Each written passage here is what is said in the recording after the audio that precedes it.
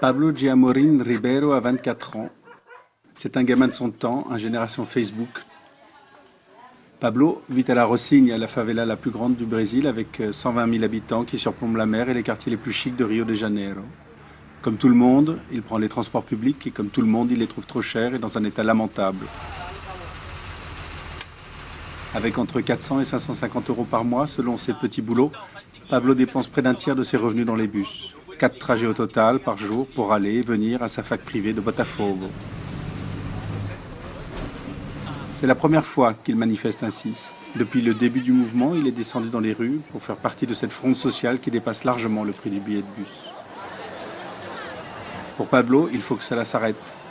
Son père a voté parfois pour le PT au pouvoir, le parti de l'ancien président Lula et de l'actuel Dilma Rousseff. Mais pas Pablo. Malgré son jeune âge, il est tendance Leonel Brizola, un ancien gouverneur et maire de Rio, un flamboyant leader de gauche décédé en 2004. Son oncle fut un de ses proches. Aujourd'hui, Pablo vote pour Marcelo Freixo, le candidat d'extrême gauche, parti en guerre depuis des années contre la corruption et les miliciens.